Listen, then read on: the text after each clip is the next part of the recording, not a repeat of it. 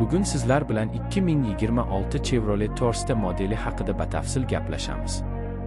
Ushbu yangi avlod sedan zamonaviy dizayn, ilg'or texnologiyalar va kundalik foydalanish uchun qulay imkoniyatlarni birlashtirib, Chevrolet muxlislari uchun juda qiziqarli tanlov bo'lib chiqmoqda.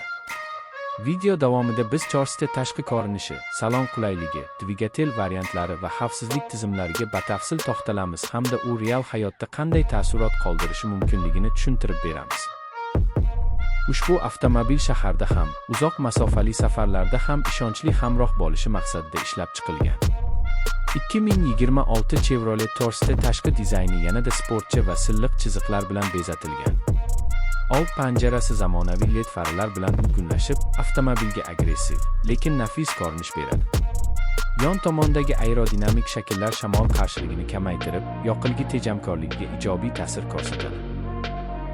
Orqa qismda joylashgan LED stop chiroqlar esa umumiy dizaynni mukammal tarzda yakunlaydi. Ranglar tanlovi ham zamonaviy didga mos bo'lib, har xil xaridorlar talabini qondira oladi. Salon ichida qulaylik va funksionallik asosiy o'ringa qo'yilgan. Yumshoq va sifatli materiallar, ergonomik o'rindiqlar hamda keng joy haydovchi va yo'lovchilar uchun qulay muhit yaratadi.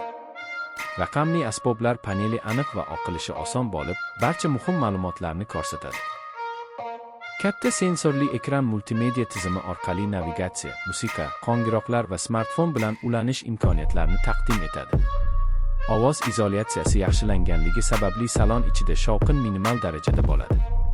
Texnik jihatdan 2026 Chevrolet Torstar bir nechta dvigatel variantlari bilan taklif etilishi kutilmoqda.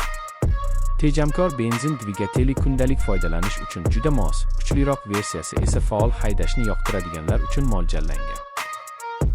Avtomatik va mexanik uzatmalar qutisi variantlari silliq tezlanish va barqaror boshqaruvni ta'minlaydi.